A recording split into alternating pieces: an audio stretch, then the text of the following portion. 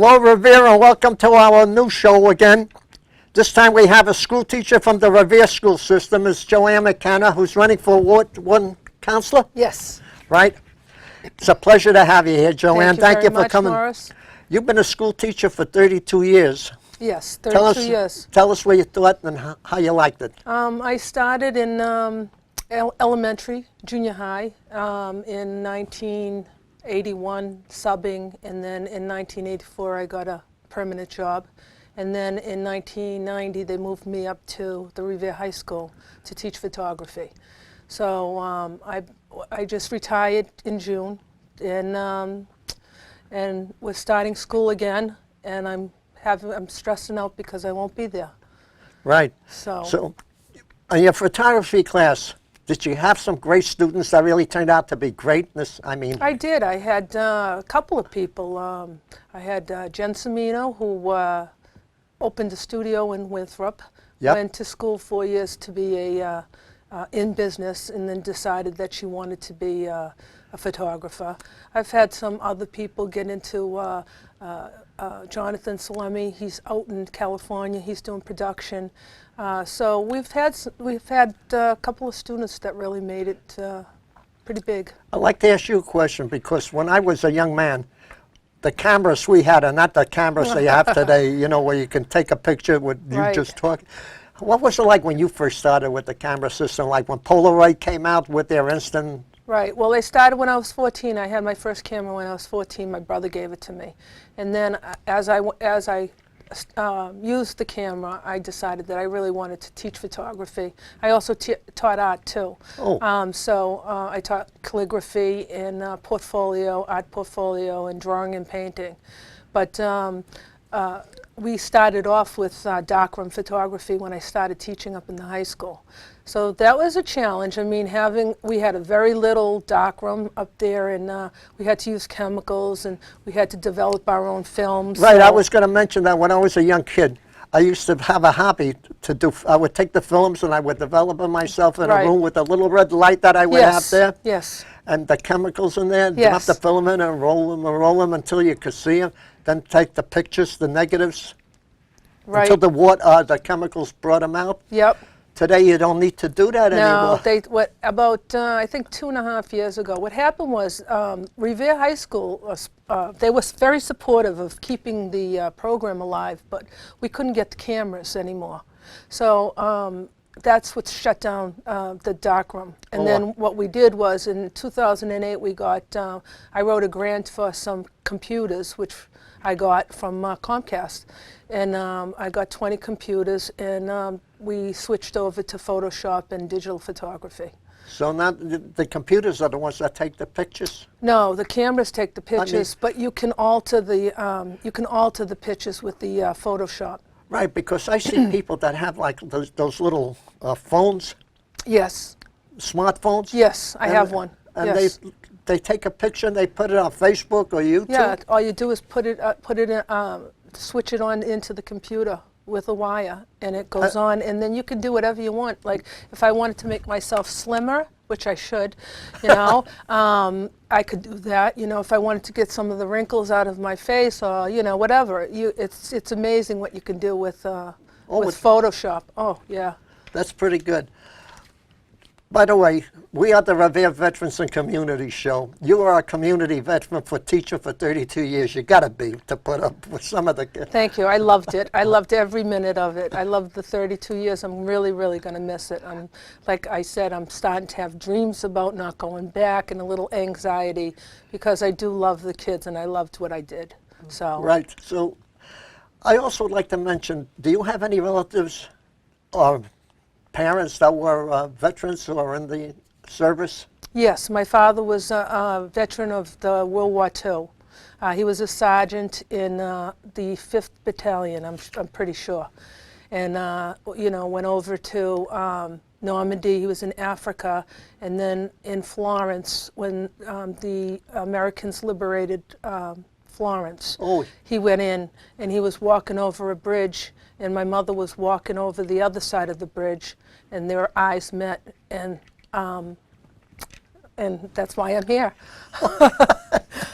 So they had a little courtship, and then he came down, and he came back to Beachmont, bought a house on Winthrop Ave, which I still live in, and he brought my mother and my brother back after he got settled. It was probably about, I don't know, maybe 6-7 months afterwards.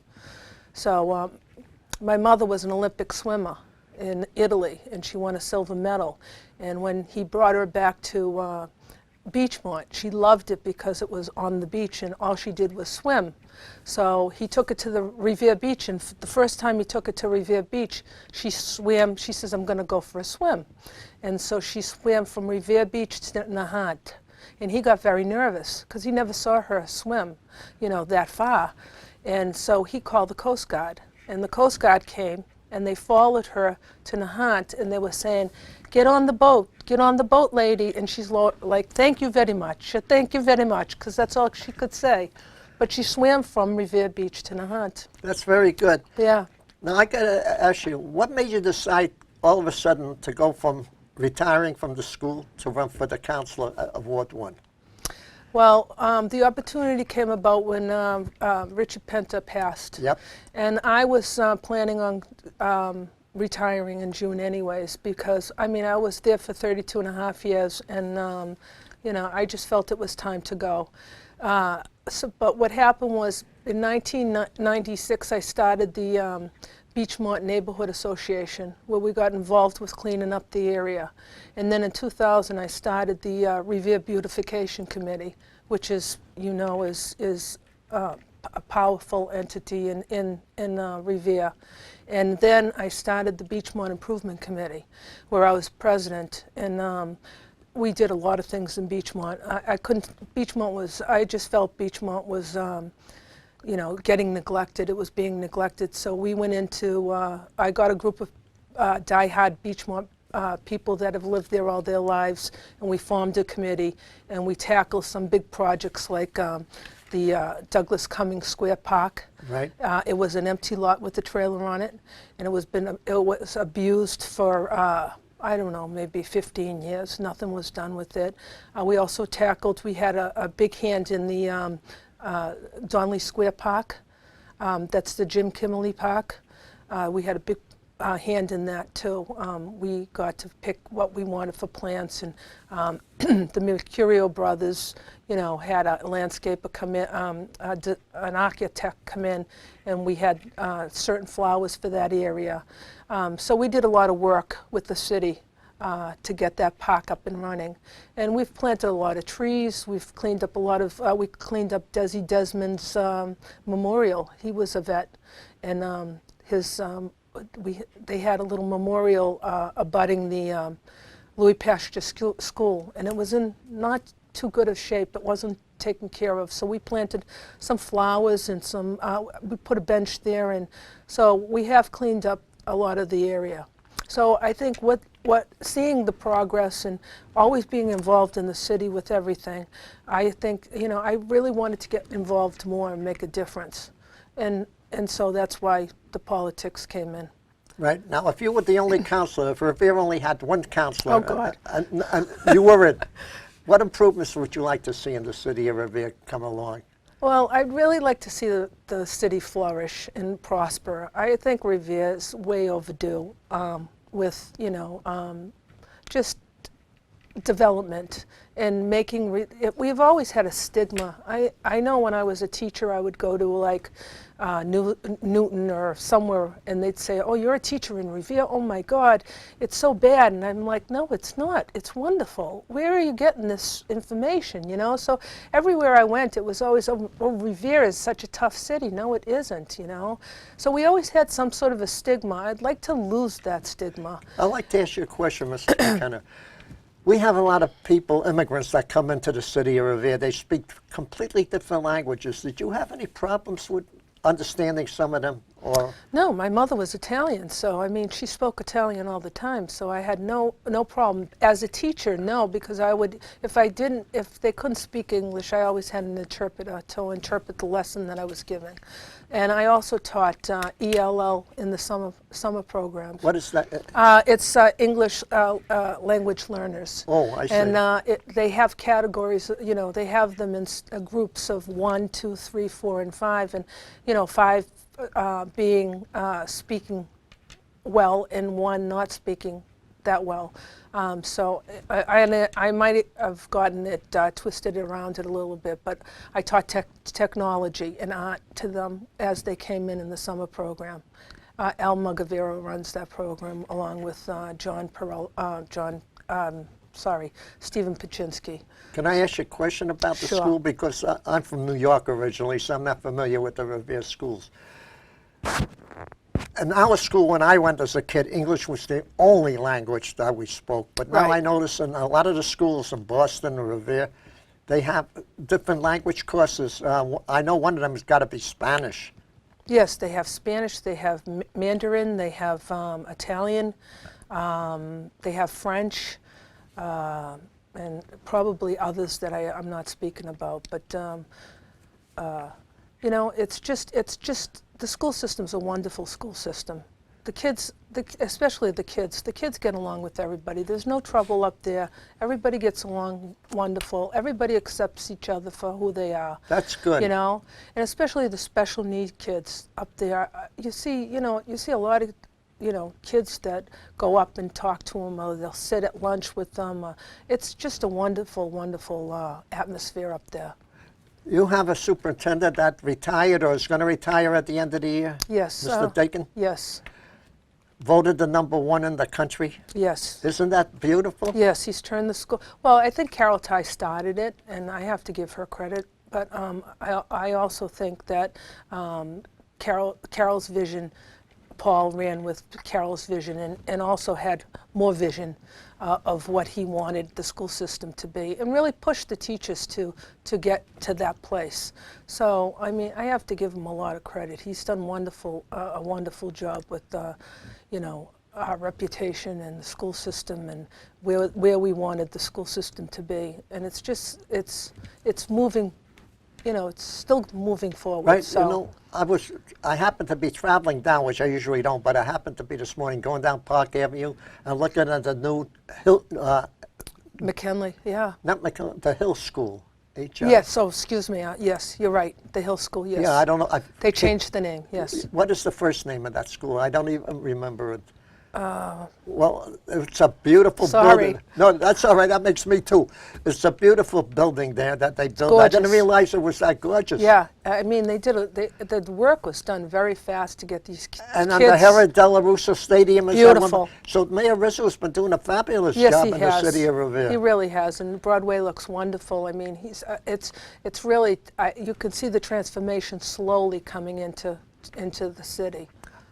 I don't know if we went over this here, but some people have criticized because we have bicycle paths now on the city of Revere. I think personally it's a good idea because a lot of the people don't drive cars. They go to Right. work by bike, so Right. it was nice, which we never had before in the city. So that's pretty good. Well, I think we really need to become pedestrian friendly. And I think there's a lot of areas around the city that don't have that, you know, especially Beachmont. Yeah, trying to cross the street, you know, from Beachmont Station across the street to Toretta's in the park, you take your life in your hands. So yeah, that needs to be worked out a little bit. It needs to be more pedestrian friendly. But I think the bikes are a great idea. I do too. I was going to ask you, the Liston Towers down on Dolphin Avenue, are they part of your ward? Yes, I was just down there Thursday, I think last Thursday, because they're taking asbestos out of the units, and I just wanted to go down and see how, you know, how the job was going, and it looks pretty good. I have The to reason I say. asked you that, Mrs. McKenna, we have a lot of people that come to our senior center, and I happen to be one of the seniors at the senior center that come from the Liston Towers. And Are they complaining? no, Oh, good. no, That's no, not- that's no. good. I haven't heard one complaint about anything about the Liston Towers. But I mean, when I go down there sometimes, I see the construction going on. And Yes, I went down just to see what was going on, because I did get a couple of calls, you know, and I just wanted to see firsthand what was happening down there. And I was very pleased with what was happening. You know, I talked to the building manager, director, and he took me for a little tour, and I sat in with some of the residents that lived there and listened to what they had to say. So it seemed like people were, whatever problems they had, they solved them. I was going to ask you, because you were a councillor at the time, but during the snowstorms that we had, the blizzards of this year, which was a record-breaking blizzard. Yes. How was it down there? And it was terrible. I worked for the Journal. I worked as a photographer. So for the Revere Journal? Yes, part-time, freelancing, and I don't anymore. But they sent me down around, because I live a block away from the beach. So they would send me down. I would walk down there. Or if people saw me walking down, they would give me a ride to Winthrop. People were really good. They knew I was taking pictures, so it was Winthrop and Shot Beach. What kind of photography did you do for the Revere Journal? I mean, mostly assignments, you know, going to banquets or different things. I worked for the Journal I think I started in 1983, and I worked for them in 1989, and then I left, and then about 2 years ago, Maureen DeBella said, you know, we need another photographer. Will you come back? And I said, I don't know. And she's like, come on. You would be perfect for the job. Being a school teacher, teaching photography. Right. So I went back and I stayed there for 2 years. But then when I got elected as a city councilor, I had to leave because you can't double dip. Oh, I see. So I couldn't do it anymore. So I had to resign. Which, you know, I do miss. I miss getting out there and talking to the people. I really liked it. But you know, I like being a councilor too. So I have to say this. The two papers only in the city of Revere, but they're excellent papers, the Revere Journal and the Revere Advocate. Two nice papers, two good papers, and they give you all the information that people need in the city of Revere. And I have to say, with them, with the two papers, they've treated me with respect. Both the Advocate and the Journal, if they were writing something about me, they always treated me with respect in writing what they had to write. And I have to commend them and say thank you, because you can get some negative publicity sometimes. I was going to say, well, you took the words out of my mouth, but I was going to ask you, as a photographer for the Revere Journal, sure, what was your best picture, the best picture you took? There was a couple. In Winthrop, there was this massive mammoth wave that was coming in. The waves were unbelievable, coming in from Winthrop. And I took this picture of this mammoth wave crashing into the wall. And going over the wall? No, it was just coming in, almost crashing into the wall. And that was on the front page of the Chelsea Reckitt and the Winthrop. It was the Winthrop transcript, and it was part of the front page on the Revere Journal. And then another photograph I took was years ago. I took a picture of, there was the Paul Episcopal Church up in Winthrop Ave, and it was their 100th anniversary. And the telephone pole, the way the sun was it made a cross on the church. Oh. It was the craziest thing, and I captured it, which was, and that was on the front page of the journal too. And I also worked for Mr. Anderson. He had a paper too. That's where I started. I forgot the name of the paper, but Mr. Anderson. So. I was going to ask you about your hobbies, but like, what sports do you like? What do you like? Which type of some movies you like? What type of sports you like? I love the Pats, I have to say. I'm not too much into the Red Sox, but I love the Pats. I guess if the Pats were winning the World Series, I would probably watch them.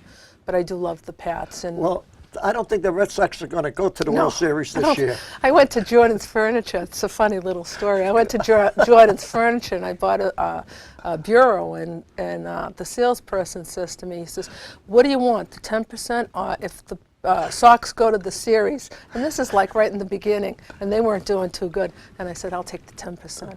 So I think you did well this year. yeah, me too. Okay. I think, you know, if you could travel, and have you done much traveling? Yes, I have. Tell us some of the places you've been to, because I always like to hear other people tell me where they've been. I went to Alaska for 2 weeks, which was awesome. Did you see any big whales? Oh my God. Polar bears? I'll tell you a story. So, Let's have it. so I went with 8 of my friends, and everybody knew that I could take really good pictures, and I had this big gigantic camera with this big lens. And so we got on the boat. They said, "We're leaving our cameras on the boat, on the cruise ship." And I said, "And you're going to be the person that takes the pictures." And I said, "Okay." So I got all my gear and we get on the boat and we go out, and all of a sudden, and I got my camera ready, and there's all of a sudden they're saying, "Oh, there's the whales," because what happens is the seagulls go, hundreds of seagulls, they get in this frenzy, and then the whales come up. So they saw the seagulls getting ready, and they knew the whales were going to come up, and the whales, the 16 whales came up, and I burst out crying. And I'm like, "Oh my God, look at this, is beautiful." And they're like, my friends are like, "Take the picture." And I'm like, "Ho, ho, ho, ho, ho." So I missed half of the. I have to ask you, did you see any penguins while you were there? I didn't see any penguins. I don't know if there is penguins in Alaska. I think there was a lot of sea lions in. The seals? Seals. Sure. Yeah, there was a lot of sea lions, and I saw eagles. I saw a black bear. I saw Sarah Palin's house. Oh, did you? Yeah, we went by in a train. And I went to Hawaii a couple of years ago. How did you like Hawaii? I worked there for a little while. I wasn't really. I think California is much prettier than Hawaii. The one thing that really got to me was the homeless. So many homeless people in Hawaii. That really bothered me. Really well, they did. can't get out of there. I mean, there's no place for them to go. No, but because of the weather, you know, and that's where they gather. So that really bothered me. But I think one of the best places I ever went was Mackinac Island off of Michigan. Yeah, that's up the northern part of Michigan. That was what an unbelievable experience that was for me. Back in 1970, I had the honor of working in Midland, Michigan. They were building a nuclear power plant. People weren't too crazy about it because everybody doesn't want it in their backyard. But there's a company there called Dow Chemical, which is in Midland. Mm-hmm. And it was good for the people of Midland because it supplied the power to Dow as well as the surrounding. But the money that came out of Dow also, because their chemicals, when you first went into Midland, the first time I arrived, you smelled the sulfur like a rotten egg in there. And I asked the people, "Do you put up with that all the time?" And they says, "Well, they supply money for the police, buildings for the library and so forth and so on." But when they came out with the environment protection, I understand now from people, that's all gone there and things are pretty good there. But I love Midland, it was nice. Yeah. Which is right in the middle of Michigan because you got Detroit to the south and Mackinac Island up in the north up there. Yeah, we just flew into Michigan Airport, and then we went into, we had to take a shuttle, a little. When you say flew in Detroit? I think we flew into We called it the Metro Airport when I flew in the 70s, so they keep changing names. Oh, I don't know, but we had to take a puddle jumper, and then we had to take a ferry, and then we got on the island, and it was just, they don't have any cars. All they have is horse and buggy and that's it up there? That's it. They don't have any cars on the island, so that was beautiful. And of course I've been to Italy because of my mother a number of times. So. You know, I was going to ask you, you said you don't like retirement too much, I guess. No, I'm a woman who loves to stay busy. So I love the kids, and I am going to miss teaching. It was a wonderful job. Could you be a private tutor if you wanted to? I could, and I could probably, sub in another, like Boston. I can't take I can't do anything for the school system in Revere because it would be, again, double dipping. So I could go into Chelsea, I could go into Winthrop, I could go into Boston. But you could be a volunteer for the school system. Sure I could, yes I could. And that's what I'd like to get into. I'd like to get into more kids that are in need, like homeless kids. And you know, that's what I would really like to do. Right.